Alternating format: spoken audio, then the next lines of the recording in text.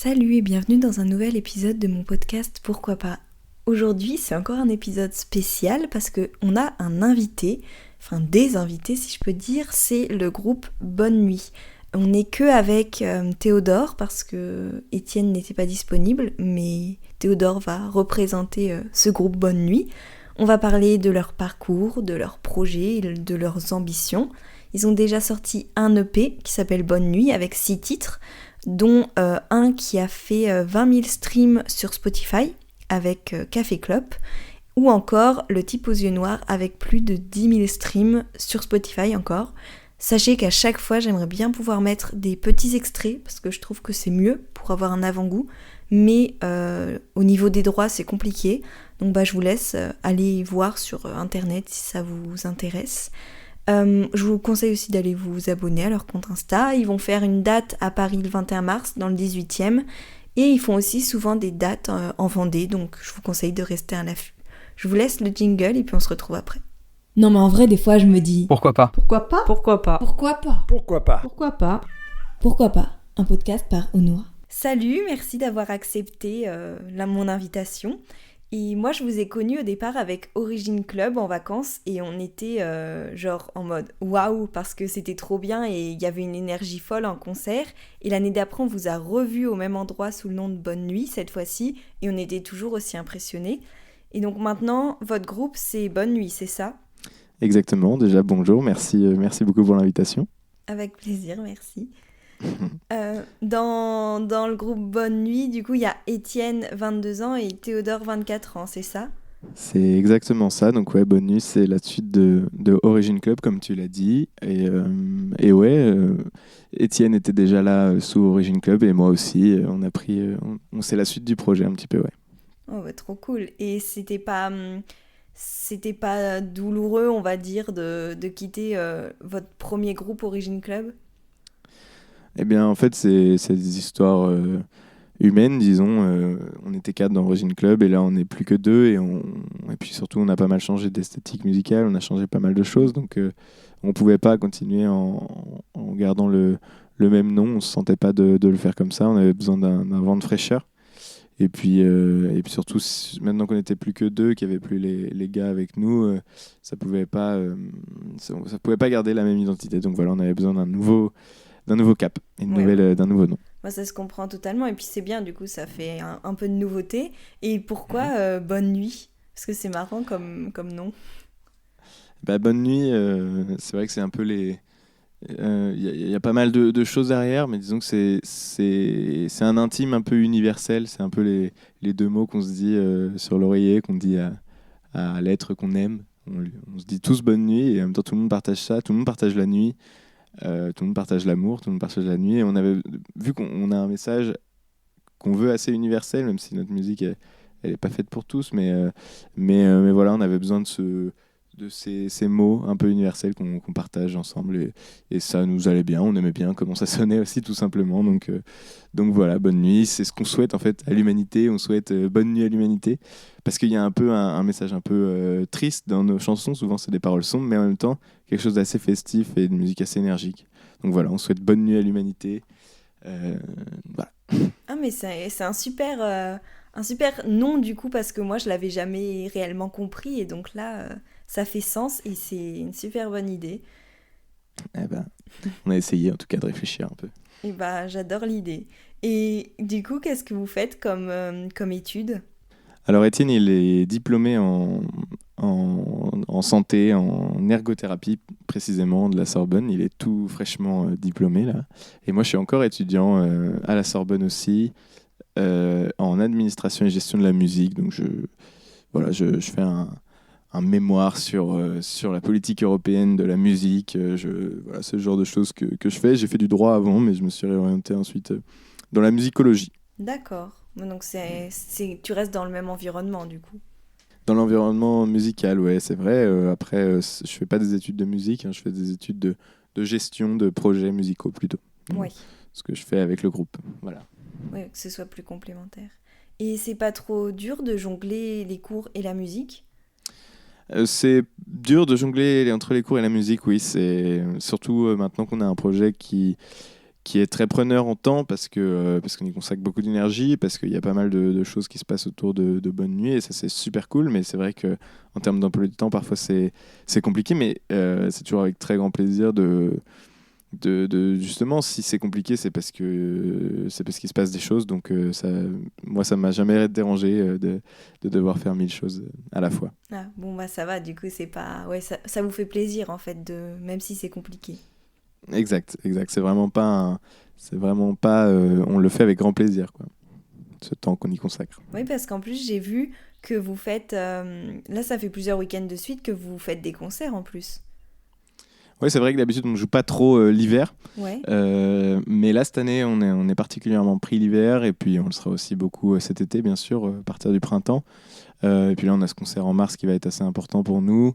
Donc voilà, il y a en mars au FGO Barbara, je le dis, déjà on aura l'occasion peut-être d'en reparler, mais ouais, c'est vrai que cet hiver on est très pris tous les week-ends, donc la semaine on travaille, on essaye aussi d'avancer sur les musiques, la suite et tout ça, et puis le week-end on joue, quoi. Ouais, donc ça fait vraiment des semaines super chargées. Des grosses semaines, Ouais. exact. Bon bah après tant mieux si vous tenez le coup pour le moment, mais faudra tenir sur le long terme, mais je l'espère en tout cas. Ça m'inquiète pas pour l'instant. Bon bah tant mieux. Et faire ce choix de quand même terminer les études, pour toi en tout cas avant de se lancer complètement, c'était un choix personnel ou vous avez été un peu influencé en mode vos parents ils vous ont dit oh bah continue, enfin terminez avant de complètement vous consacrer à la musique? Non, mais je pense que c'est assez récent dans notre tête que la musique, c'est un projet de vie, un projet professionnel, j'ai envie de dire. Donc, on a toujours voulu faire des études. Quand on a commencé, on n'avait pas vraiment la musique comme ambition, et la question se posait pas trop. Aujourd'hui, c'est vrai qu'elle se le pose plus, mais étant donné qu'on a quasiment fini nos parcours, c'était dommage de s'arrêter là. Et puis même, non, pour moi, c'était important d'aller jusqu'au bout, quoi qu'il arrive, même si même si ça marchait encore mieux la musique, je pense que j'aurais fini mes études quand même. Oui, d'accord. Donc c'était votre choix. Mais c'est vrai que c'est un peu bête d'arrêter alors que vous étiez à la fin.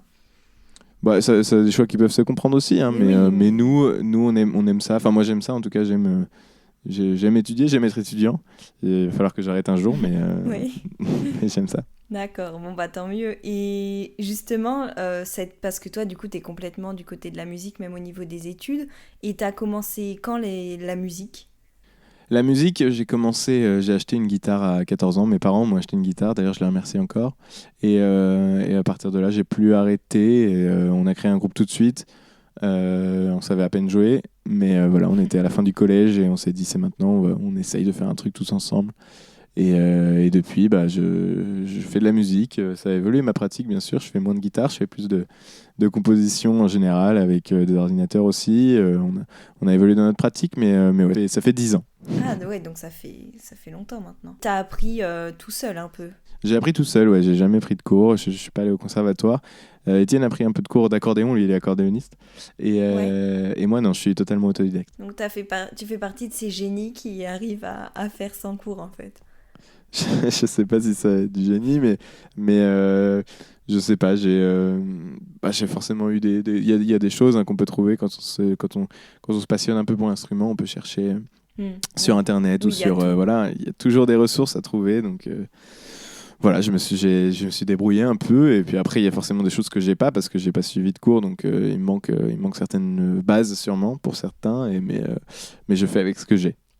Bon bah c'est quand même bien du coup parce que ça a donné lieu à un super groupe maintenant, donc bah tant mieux. Merci aux parents pour la guitare. Et Ouais. justement, quand vous avez commencé ce groupe, vos parents, ils étaient en mode enthousiaste ou ils étaient un peu pas trop d'accord? Enfin, je veux pas dire qu'ils ont interdit, mais tu vois ce que je veux dire ou pas? Non, en tout cas les miens, je parle pas pour les autres, mais les miens nous ont toujours soutenus. Ils sont venus nous voir à chaque concert, ils ont acheté du matériel quand ils pouvaient. Non, là-dessus il y a vraiment eu un fort encouragement de nos parents. Les autres, ça n'a peut-être pas été autant, mais non, on nous a jamais mis de bâton dans les roues à ce niveau-là. On a vraiment eu cette chance. Moi, Ouais. c'est adorable du coup. Ouais. Ok. Bon, bah tant mieux. Et justement, maintenant que vous êtes, comme tu l'as dit, vous êtes beaucoup plus pris au niveau du groupe. Déjà, je l'appelle groupe, mais est-ce que vous vous qualifiez plus de duo ou de groupe avec Bonne Nuit? Ouais, on s'appelle groupe, c'est l'esprit. Nous, on fait de la musique en groupe. C'est vraiment notre manière de faire de la musique. C'est pas le même esprit qu'un artiste solo. Bon, c'est vrai qu'on est un duo, mais pour nous, ça reste l'énergie d'un groupe. En plus, sur scène, on joue souvent avec d'autres musiciens. Pas toujours, des fois, on joue qu'à deux. Mais voilà, on aime bien cette idée de faire de la musique en groupe. Donc, ouais, tu peux l'appeler groupe. D'accord, je dis pas de bêtises. Et donc maintenant que c'est un groupe, vous avez un peu peur de l'avenir, c'est pas vraiment peur, mais vous appréhendez un peu ce qui va se passer ou non, vous laissez juste les choses faire et puis ce qui va arriver arrivera. Ouais, non, on n'a pas peur de la suite. On a hâte. On aimerait parfois que ça aille un peu plus vite, les choses, les sorties, les albums, tout ça. Mais je pense qu'il faut savoir prendre son temps. Et voilà, donc on prend notre temps, mais en même temps, non, non, on n'a jamais peur. Je pense enfin, c'est toujours effrayant quand on sort un morceau et ça, quelle réception ça va avoir. Mais non, non, là, on est juste excité par la suite, par ce qui va arriver. Et voilà. D'accord, bon bah c'est un bon état d'esprit. Et vous êtes en label ou vous êtes encore indépendant? Donc là, on est totalement indépendant, en tout cas sur la partie de création musicale, on s'autoproduit. C'est pas forcément une situation qui est vouée à rester. Ça pourrait changer, mais pour l'instant, on n'a pas trouvé la collaboration qui nous plaît vraiment, parce que si on travaille avec quelqu'un, avec un label, il faut que faut que ça soit cohérent avec notre projet artistique. Pour le moment, on n'a pas eu la proposition qui correspondait au projet. Mais on n'exclut rien et puis ça pourrait venir. D'accord, bon bah oui, c'est vrai que quand on est indépendant, il y a quand même enfin artiste indépendant, il y a une sacrée liberté en fait, enfin parce qu'un label, c'est directement plus de contraintes un peu. Exactement, bah forcément le label a sa vision des choses qui peut proposer, parfois imposer, ça dépend, chaque label est aussi différent et laisse sa liberté plus ou moins aux artistes, mais c'est vrai que pour nous la liberté est assez importante et on fait une musique qui est pas forcément dans les normes, disons, commerciales ou quoi. Donc, ça marche pas avec tous les labels, mais il y a forcément des entreprises de la musique qui pourraient être intéressées pour produire ce qu'on veut produire. On n'a juste pas trouvé encore le partenaire idéal. Oui, bah c'est sûr même parce que enfin rien qu'avec bah je reviens là-dessus parce que je sais pas s'il y en a qui vous ont déjà vu sur scène, mais il y a votre album et puis il y a sur scène, c'est complètement différent et au pire le label enfin il va être séduit en fait par la performance que vous faites sur scène parce que c'est une réelle performance, je pense. Enfin nous les fois où on vous a vu, on était impressionnés vraiment de toute l'énergie et et voilà quoi. Ouais, bah c'est vrai que pour nous le live est assez important, c'est au cœur du projet, donc on a à cœur vraiment de. Enfin, si on fait de la musique, c'est aussi pour le live, on le voit comme ça. On essaye maintenant de penser notre musique un peu différemment et de pas la penser pour le live, mais, euh, mais c'est ce qui nous fait vibrer en fait. C'est ce qui nous aide à nous lever le matin et à faire ça tout le temps et à faire de la musique. C'est se dire aussi, après il y a un concert et c'est ce qui nous fait vibrer. Ouais, c'est vraiment ça. Ouais, ouais, c'est cool du coup parce que ouais, c'est jamais en plus c'est C'est jamais la réellement rencontre. pareil du coup. Ouais. Ouais, et puis c'est la rencontre avec le public, entre notre musique et le public, et puis juste le moment qu'on vit ensemble. À chaque concert, voilà, c'est ça qui nous fait kiffer. Ouais, bon bah c'est trop cool. Et je reviens là-dessus du coup vous êtes pas en label mais vous faites des concerts. Moi il y a une semaine, j'ai déjà eu un invité qui m'avait dit qu'il était artiste indépendant mais qu'il faisait des concerts et que c'était lui en fait qui les organisait. Vous c'est pareil? Donc oui, on est des artistes indépendants, on fait des concerts, on en fait beaucoup, et on a beaucoup de chance là-dessus, et on se fait pas mal démarcher pour les concerts. On n'organise pas, je sais pas si l'artiste de la semaine dernière parlait d'organiser lui-même, c'est-à-dire trouver les lieux, payer la salle et essayer de trouver des gens qui veulent venir, organiser une billetterie. Mais nous c'est pas le cas. Nous, c'est toujours que ce soit des festivals, des salles ou quoi, ou des bars aussi, on fait du café culture, qui nous appellent pour nous faire venir et souvent nous appellent à nouveau. C'est vrai que ça, on a cette chance-là aussi, c'est qu'on est souvent appelé plusieurs fois dans le même lieu pour faire plusieurs concerts. Et donc ouais, c'est chouette, on n'a pas trop besoin de démarcher.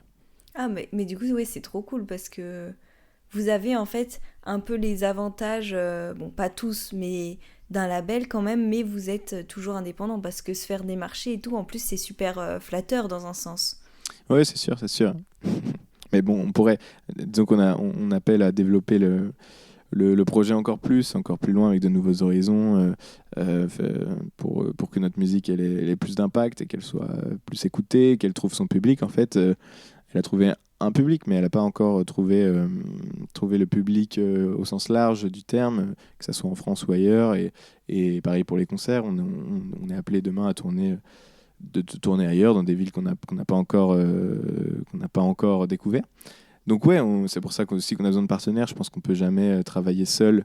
En tout cas, si on travaille seul, on va forcément un peu moins loin, même si on y met énormément d'énergie. C'est pour ça qu'être indépendant, c'est bien, mais il faut garder des avantages de l'indépendance, comme tu le dis, mais aussi trouver des partenaires, travailler ensemble, main dans la main, ça peut être très, très bénéfique. Oui, je vois l'idée. Mais oui, c'est sûr même. Et comme on parle de concerts, est-ce que vous avez des prochaines dates qui vont être bientôt annoncées ou qui le sont déjà et que j'ai oublié de parler? Ouais, il y a des dates importantes. Donc, on a ce concert à FGO Barbara le 21 mars. C'est à Paris, en effet, dans le 18e arrondissement. Et on aura une date en avril aussi à Paris pour ceux qui l'auraient manqué. On annoncera ça bientôt. Mais venez d'abord à FGO. Et puis on en a d'autres qui arrivent. Je pense à Molévrier pour les gens qui viennent des Deux-Sèvres, si je dis pas de bêtises, ou du Maine-et-Loire, je ne sais plus. Mais sinon, on va jouer au Sable d'Olonne le 15 mars ou quelque chose comme ça, le 15 mars tout à fait, dans un parc qui s'appelle le Bronx, on est déjà allé, ça se passe toujours super bien à chaque fois. On retourne ce bar et c'est génial. Voilà, il y en a d'autres qu'on a déjà annoncés, que j'oublie peut-être si les Herbiers aussi, on joue aux Herbiers, une ville de Vendée. Ça, c'est le 17 février. Voilà. Ok, ouais, donc vous avez un agenda super chargé encore. Ouais. Et toi, je sais pas si Étienne, il vit encore à Paris avec toi du coup? Ouais, on n'habite pas ensemble, mais on habite tout près à Paris, on est presque voisins. Et du coup, tous les week-ends et tout, vous faites la route Vendée-Paris? On a des concerts pas qu'en Vendée, on a des concerts un peu partout, mais oui, souvent les week-ends. Le week-end dernier, on était à Angers et il fallait faire la route. On trouve toujours le moyen de faire la route. Ouais, ça demande pas mal d'énergie, ça aussi, mais c'est les joies de la tournée.